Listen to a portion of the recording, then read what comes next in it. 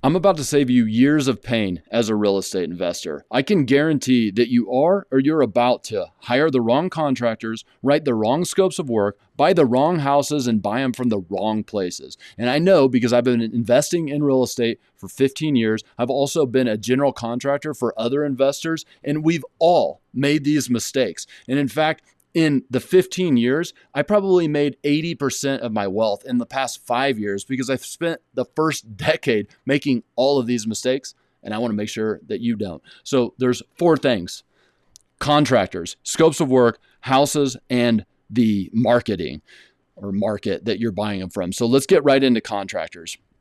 Here's the main thing is that you are going to be enticed into hiring guys that are going to charge you way too much money and really do the wrong type of work for you. So there's profiling that you need to do with these contractors. And here's the first thing that you're going to look at is the truck that they drive. If they got a big jacked up truck or they have logos wrapping their truck, they're not the right contractor, because you got to think about this. If these guys are doing that, they are spending a lot of money on marketing. Okay. If they are easy to find, if you can go in and type in best contractor in wherever the heck you're at and find them, that means that they're spending a lot of money to be found. Okay. And that not only comes with a large marketing budget, but they most likely have an admin team. They have an office. They have other employees who are handling those leads that are coming in. They're having maybe other people who are going out and giving bids to those people. They may have project managers. Who do you think is paying for all that stuff? That is a humongous overhead. All right. And I hear a lot of you out there probably thinking, oh, this guy just wants people to do things for cheap. No, I don't. I actually want contractors to get paid well. Okay. But I want it to be sort of like a wholesale event where they don't have any other costs. So we're stripping all the crap out, all the marketing, all the overhead, because they don't have to worry about that stuff, because they have people like me who are going to consistently give them jobs. And that's what they're going to rely on. Okay. And so if they're easy to find, they're the wrong person for you. That means that you're going to have to do some work. We're going to talk about that in a second. But not only do I not want to pay for their marketing, I don't want to pay for their bad management.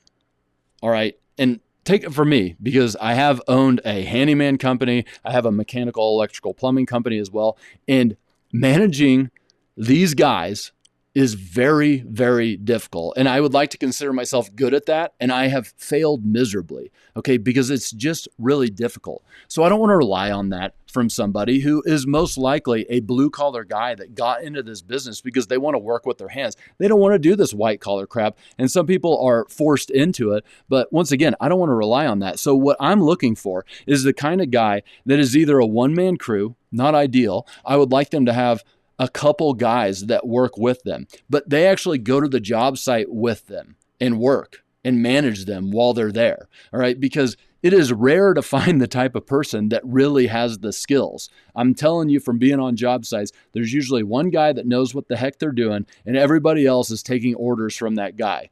And so just imagine being in the situation where you hire a company where the guy who knows what they're doing is at an office somewhere or another job site. Like, people are just walking around trying to figure out what the heck they're going to do. Trust me, I know that this is the thing. I've tried to do this and it doesn't work. You always got to have somebody that knows what they're doing out there in the field. But here's the thing, guys. In the home renovation game, most guys want to, or girls want to go into commercial. They want to go into like high end, maybe new building, custom homes, because you can charge people way too much money for that. See the whole marketing example there. You can way overcharge for what things cost, because what things cost at the end of the day should be material plus labor plus a reasonable markup. Okay. But once again, if you have all that overhead, you also have to charge for all that crap, and then getting paid extra because people who start big businesses like that want to make big paychecks. Like one project's put their kids through school kind of payments. So that leads me to, how do I find these guys? All right. You got to have a pipeline. And this is what I mean by a pipeline. When you look at a football team, All right, they don't have one quarterback. They have a starting quarterback. They got a second string. They got a third string. That way, if that first string blows their knee out, they have the backup. All right, so I'm constantly thinking about building my pipeline because once again, it's not going to be easy to find these guys. You're going to have to go out and find these guys. And where do you find them? At the gas station. Okay, if I see a white work van, right, not a jacked up truck, not a logo truck, white work van, maybe a white work truck that has, tops, they have like the lettering on the side that has like their phone number, or maybe one of those magnetic sticks on, like they're there to work. All right. I'm not looking for rust buckets like these guys that are like barely holding on to a shoestring, because eventually the shoestring breaks. You got to pay for that. Okay. So I'm looking for people who are out there working, not trying to make big swings off of each one. So I find those guys at a gas station. They get out of the truck. It's obviously like the owner or a boss that's leading a crew. They have like drywall dust on their pants. They have paint. Maybe they got ladders on the top of the van. They look like working guys. I'm going to go introduce myself 100% of the time. I'm going to introduce myself. I'm going to put them in my CRM, and I might hire them on a job right away if I have one open, but most likely I don't. If I'm doing my job, all my jobs are filled all the time. And so I'm going to keep in contact with these people because eventually a job's going to come up and I want to start working with them. So I have a huge database that has hundreds of these guys that I met at a gas station, at a red light. They pull up next to me. They fit the profile. I take a picture of that thing and I call them. Home Depot or Lowe's. Seriously, if I bought a house right now and I needed to find contractors to do the work, I would just go up to Home Depot every morning and I would start meeting people. I'd look for the people that look like they're going out to a job site themselves. I'm looking for the people who have like different things on their cart because I'm looking for all-arounders. All right. These are guys that do a little bit of everything. They'll do the floors. They'll do the paint. They'll do some drywall. They'll put in your cabinets. They'll do the carpentry. They'll take out the trash. They don't care, man. They'll clean out the place. They'll do the demo. They do a little bit of everything. The only things they really don't do officially is mechanical, electrical, plumbing. Some of the guys even know how to do that, but they probably don't have the licenses to pull the permits to do those things. So you'll probably have to have a specific electrician, plumber, HVAC. Watch my video on permitting if you need to know more about all of that stuff. Okay, and so what I'm telling you is these all-arounders run my business. The more of them I have, the more houses I can go buy. So I'm always looking for those guys. And, because you have one electrician, they can pop over to, 2 or 3 different job sites, whereas an all-arounder is kind of stuck there on the job until they're done. Which leads me to the next thing, is the scope of work. Now, that is not going to work if you're doing high-end renovations, which is what a lot of people try to do because they get caught up, just like I did and just like most of us did, in the HGTV dilemma. Okay, I grew up watching the HGTV shows, the Flip or Flop or whatever they're all called, and, they're just not realistic. It's not how things work. You just got to think about it. Like, okay, for one, when they go to sell the houses, what do you think they write in the listing description? This is an HGTV house, right? Wouldn't you do that if you were trying to sell the house? And don't you think people would probably pay a little extra because, it's cool. They get to be on TV and all that kind of stuff. And, there's probably feelings that go with that. Maybe they like the show or whatever. Okay. So that's one piece. And the second piece is they're not making their money from flipping houses. They're making their money because we're sitting there watching it and they're selling ad space on the TV show. They don't need to make any money. In fact, they could lose $100,000 on a house and they'd still make plenty of money because of the TV show and the media. All right. So realize that this is not real crap. And here's what they do. Okay. And I did it too. And it cost me lots and lots of money. All right. This is what I call the scale of livability. You've probably seen this before if you watched any of my stuff, but right here, somewhere around the middle, there's what we call the line of livability. And anything on this side is a bankable house. A bank won't give you a mortgage to buy a house unless it's livable, meaning the mechanical, electrical, plumbing is in working order, safety and liability. Okay, and this little block right here, I call barely bankable. I'm not going to write it because I have terrible handwriting, so I'm just saying it. This is barely bankable. And I call it barely bankable because a bank will lend money on it. That means that normal buyers can buy it. Okay, anything to this side, that's going to take some specialty buyers. That's going to take, people like us who are willing to take on a little risk and have to do a little bit of work to bring that up to livable. They're going to have to get money in a different way because, like I said, banks most likely are not going to give money on that. There are ways with like 203K loans and stuff. I just made a video about ways to get money for a house. So watch that if you want to know more. But basically, a civilian cannot buy a house that is not livable. And when a house gets to livable, that means it's monetizable. You put a renter in it or you can sell it. Now, things over here, okay, you might find a house that needs gutted or is already gutted or one that needs a full reno. Okay, and what you're doing is you are bringing these houses to what I call the range of comps, which, that's your after repair value. If you go to comp a house, run sales comparisons, what you're looking for are the nice houses that have sold in that neighborhood. And that is your range of comps. So let's just say in this particular neighborhood, the range of comps is like $350,000 to $400,000. Okay. But what people do is they see this stuff on HGTV where I saw this one episode where, what's the guy's name? Tarek and the wife, they're doing like a design off in the bathroom. One has this bathroom, the other has this, and they're doing like gold and special lighting and all this kind of crap. And these are in like upstairs bathrooms in the house. And I'm like, oh my gosh, this is just teaching such a terrible lesson because by the time they've walked upstairs, they've already made the decision whether they're going to buy the house or not. And this design off is going to be making the house over designed, over renovated from the rest of the neighborhood. This is what people would know as, ruining the big surprise, gentrification. Okay, trying to push the price of the neighborhood past the 350 to 400, and we're going to 500, baby. All right, but that doesn't work because here's the thing: houses in that neighborhood sell for 350 to 400. Okay, so I'm never going to sell the house for 500 because they're not worth that. Because most people are buying with a bank loan, and the bank is going to hire an appraiser, and the appraiser is going to come in and say, "Well, hey, the bank can't give you 500 grand to buy that house because nothing is sold for over 400. So how could it be worth more than 400?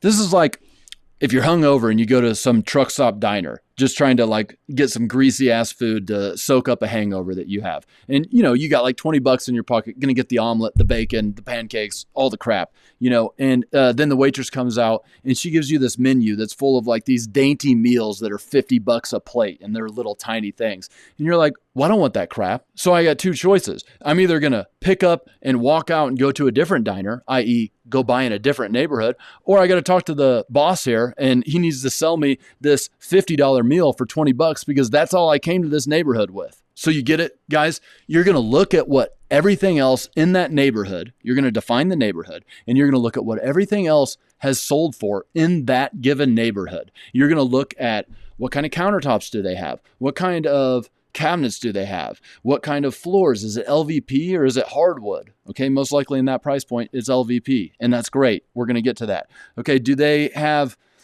inserts in the showers or is it full tile? And you're not going to do any more than anybody else has done because nobody's buying that crap. You're not getting an extra dime for the money that you put in. And we're investors, guys. This isn't about the portfolio. I used to do really pretty houses. Okay, I used to take the roof off, build a second story, and I'd redo everything in the house. I even built like custom concrete countertops with like built-in sinks. And the problem is, great pictures, but I didn't make any money doing it. I didn't start making money until I started making scopes of work like this and buying the right kind of houses, which leads me to the next thing, buying the right kind of houses. All right. And you notice I said the range of comps is 350 to 400. That's probably high for me because here's the deal. In Southeast Tennessee, where I'm at, the median house price is $320,000. Okay, I'm circling everything here, so it's probably getting confusing. But anyway, it's $320,000. Here's the basic rule. 20% over is the most I'll go. So 20% over 320 is like, what is that? 385. Okay. If I'm looking at a house that has an after repair value of higher than 385, if that neighborhood is selling for over 385, I'm not buying that house. It's too much because I don't want high-end houses. All right. And I know that high-end houses are sexy. It's cool, and people will say, well, there's like, you can make huge swings on them, like bigger, higher end is higher profits. Cool. Yeah. Well, it is true. There are some home runs. All right. Barry Bonds hit a lot of home runs. Also struck out a ton of times. I don't even watch sports, but I know that steroid taking dude hit a lot of home runs. All right, guys. But here's the thing that I like is Moneyball with Brad Pitt, the movie, great movie, Jonah Hill, Brad Pitt, Billy Beane. And basically what they did, to sum it up, is they figured out that mathematically speaking, if they just got guys that got on base at a higher percentage than everybody else, they would win games.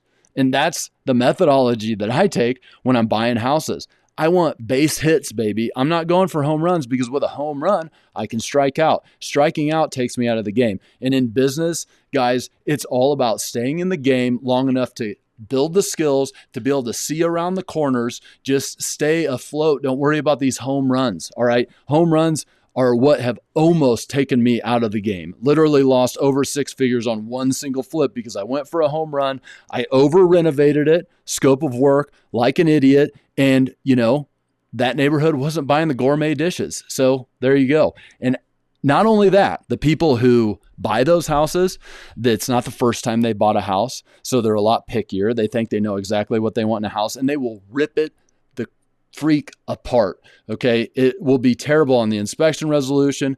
It's just, you got into this game because you want to control your life. You don't want to have to deal with the crap. You don't want to have to deal with the customers and the reviews and the blah, blah, blah, blah, blah.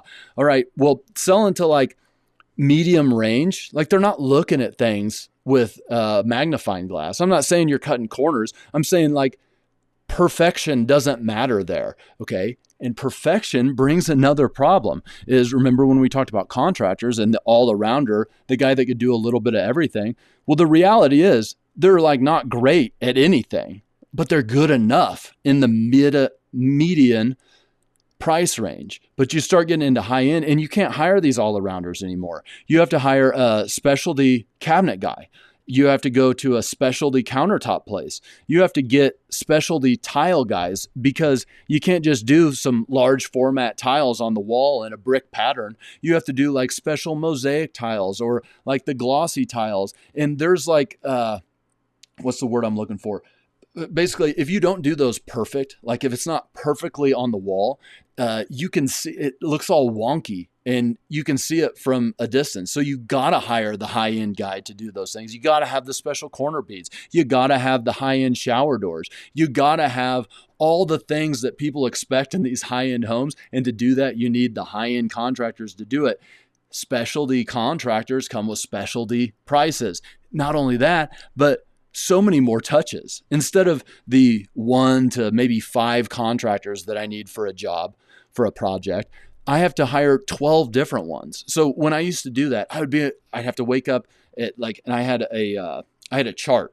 Okay. I know that Jeff, he'll answer my phone call at 5:30 in the morning. And, John, he won't answer till 6. So I had everybody and what time I knew they woke up and would actually answer my call every day. I'd go through every one of them. And I needed dozens of them because I had multiple jobs going on. And when I switched to this model, got way easier. I can get one all-arounder that's doing a couple different projects of mine. We cut down the pay periods to where I might not go to a job site for a month sometimes. It's awesome. Okay. And different video here, but expectations, they give me a pay schedule and I don't need to go look at anything until they ask for the payment. Then I go check their work. It's great, guys. Is minimum contractors as I possibly can have. You can't do that in high end. One more thing with the high end houses. If the market drops out, those are the houses that go. Okay. The high end, the balloon, the bubble, whatever, it bursts on the high end houses first. It's not the median houses that get hurt that bad. Because if you think about it, the median price, you can like cover it with rents if you needed to put a renter in there. And like truly a $300,000 house, like that's a reasonable priced house. But when you get into these like $500,000-$600,000 houses, $700,000-$800,000, it's like, who's paying for this stuff? It's only people with the extra money, but extra money goes away when the market gets tough. But that's why real estate is beautiful, is people are going to need houses to live in. And so these reasonable priced houses, great, right? I feel safe. Base hits, win ball games. Not Barry Bonds, the guy that hits lots of home runs, or Mark McGwire, Sammy Sosa. This is like my childhood. I do remember those guys. Great. Okay. The right house, not a high-end house, median house. And honestly, I'm below the median, especially if I'm buying with rent in mind. Because otherwise, it's not going to cash flow well. I made a whole video about that as well. All right. Right house from the right place. When I first started buying houses, I was buying off of the MLS or, Zillow, whatever, through a real estate agent. And, I just thought that's what flippers did because, HGTV, you buy a house that's like, I would be buying houses that were like cosmetic flips, they're livable or whatever. And then I'd go take the roof off and build a second story or build an addition. So I basically took a house that was already livable and then I'd take it all the way down to here like an idiot because just because I have the plan to tear down all the walls and stuff, well, that doesn't mean that they're going to sell it to me at that price because it's still a livable house. So what an idiot. I'm buying a house all the way up here, devaluing it before I revalue it. And, well, I had to do that because that's basically all there is to get on Zillow. That's the only way there was to make money off of the MLS because they're not selling houses at good deals because it's the market. All right. Supply and demand, baby. The reason you go through the pains of having your house on the market, having to go through like all the inspections, having to pay the real estate fees, having to deal with, all the people coming through the house. The reason you're doing that is because you're trying to get the maximum price possible. And then everybody else gets their pockets lined. Like you get how it works. All right. But the demand, the amount of buyers are the highest for the MLS and Zillow because that is the market. It's easy to find. I can go click on my computer right now and find all the houses for sale. So if there's more demand for a given supply, the price is going to be the highest possible. Okay. So finally I made the step that I was going to buy through wholesalers. And this scared me at first. And this is not the answer, by the way. This is just a step. It scared me at first because these guys, they seem pretty shady. All right. I mean, they're going in and they're getting these deals on houses. You can't really get them inspected. Usually you got to make quick decisions. It's pretty scary stuff. And honestly, a lot of them are pretty shady. And so, it was a scary step to take. But one of the first houses that I bought through a wholesaler, I bought for $21,000. And I'm looking at this house and, it was like boarded up, but the siding was fine. The windows were fine underneath the boards. And then we went in and I mean, there was adult toys all over the ground. Outside there were boxes. They were used and there was an odd odor. And then, we got in the back door after taking the plywood down and there were mattresses all over the floors and more needles and toys. And to top it all off, dead center of the kitchen, there was a human crap. Okay. Nobody wanted to buy this house, but I'm $21,000 and it needs a clean out, obviously, and maybe $30,000 worth of work. And this thing is going to be rentable. And no kidding, put $30,000 into it. And then I put a renter in it and it appraised for $180,000. Guys, I made 6 figures off the house with poo. And that's because I got it through a wholesaler. You're not going to find a house like that on Zillow or the MLS. Most likely, every once in a while they come on there, but everybody's going to be wanting to buy that house. So it ain't going to sell for $21,000. But most realtors wouldn't touch that because, it would ruin their reputation. Okay, but wholesalers have gotten greedy. Okay, I recently paid a $100,000 fee. Now, this was for it was a 12-plex apartment complex or whatever, and it was still a great deal. So, I buy the whole thing that is like, well, if it's a good deal for you, who cares what everybody else made on it? True. But I'm a human, and human nature doesn't really agree with that, because that dude made $100,000, and all I could think is, well, if I was out there doing those deals myself, I would have just made an extra $100,000. What am I doing? Okay. So that's not when I decided to do this. I was actually doing it before, but direct to seller. And this is just a step, guys. You got to take it. You have to take it. And I don't know why it's such a mental block. It was a mental block for me as well, but it is not hard at all. In fact, I would say it is less work to go direct to seller than it is to go work deals off the MLS. You have to put in all these offers and deal with all the crap. And through wholesalers, like, you got to keep up these relationships with all these guys. And, you go look at these houses and you don't even get it because somebody else is going to outbid you. Maybe even, there's auctions too. I didn't really talk about that. I bought some houses at auctions. But direct to seller gives you like the ultimate control over all of it. All right. You get to decide when you're going to spend money on marketing. And once you get good at it, you don't even have to be that good at it. You get deals on demand. You know that if I, spend X amount on this funnel, I will get Y amount of leads back, which will lead to this many deals. Awesome. You got, it's like a faucet. I just turn it on when I need to turn it on. And it's really simple. Okay. You get a list, and I'm thinking about doing like a whole thing where I teach you exactly how to do this, but it's too much right now. But basically, you get a list, lots of different places to do it online. You get a list, you refine the list, and basically first phase of the list, I'm going to do it just short. I'm going to do it real short, guys. First phase of the list is your buy box. What kind of houses will you actually buy? And then you refine the list a little bit more. Didn't mean to do that. Refine the list a little bit more with like the people that you want to buy from. All right. So the people. So these are usually like, I'm not going to market to people in LLCs. I want like real people.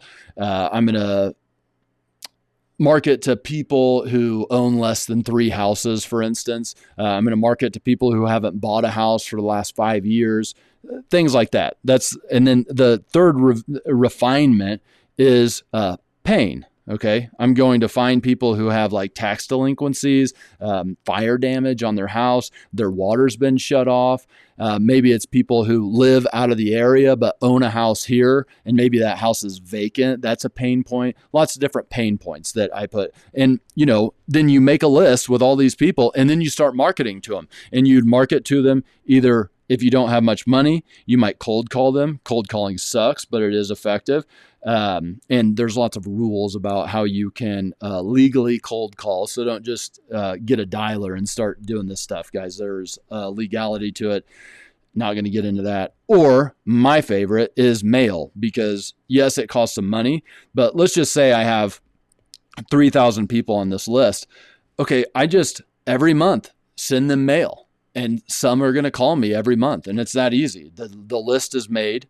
It gets refined a little bit every month, and every month they get mail, and eventually they call. They know I'm a guy that buys houses, and there you go. They come in. It's not like you need thousands of deals. All right. I used to have a wholesale company actually where we had to send lots of mail. We were at the peak sending $25,000 a month in mail. Plus we were spending like $5,000 to $8,000 on cold callers. We were doing tech. We were doing all the things. Okay. So lots of marketing spend, but now just for me, to buy a few deals a month, I have to spend around $3,000 on mail, maybe a little bit less. Some mail is going to cost you around 60 cents. That would be like a postcard, maybe to 70 cents, depending on what bulk you're buying in. And then if you're wanting to send like letters, like with the handwritten stuff, you might spend all the way up to like $1.50 per piece.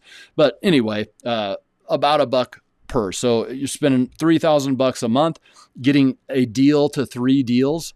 Whew, pretty good, right? Better than spending, the average is probably $20,000 that you would be paying to a wholesaler, which is gut wrenching when you have to pay that fee. Or Maybe you don't want to pay that fee, don't want to deal with the wholesaler, and then you're just overpaying for houses on the market by $30, $40, $50,000. But the deal is everything, guys. Once you have control of the deal and you're getting nothing but good deals, it like solves every other problem. All right. When you have a good deal on the front end, you could be crappy at project management. You can hire contractors that are too expensive. You can even do a bad scope of work and you're still going to be in the lead because you got a good deal up front. And that buys you a lot of freedom. And that's always what I'm looking for. Okay. Everything about my methodology is because I have a family inside my house and I want to spend as much time with them as I can. I don't want to be sucked into my job. I've had a bunch of different companies that took everything I had all the time, but real estate allows you to have personal freedom. Now, if you're a super achiever and you want to take all that freedom that it allows you to give it up to buying a lot more and scaling your real estate business, fine. But the point is that through buying houses like this, having a lead flow by making smart scopes of work that I can on houses that I'm buying in the median and having the right contractors, I can really do this with so much less bandwidth. And that's what I want for you guys. I have a free, for now, school community. The link is in the description. Come check it out. If you like what I'm saying, if you like the methodology, obviously I'm going to make some more videos as well. I'll always be making these free videos. Check this out. Check this one out right here or wherever I'm pointing, and I'll see you guys on the next one. Thanks.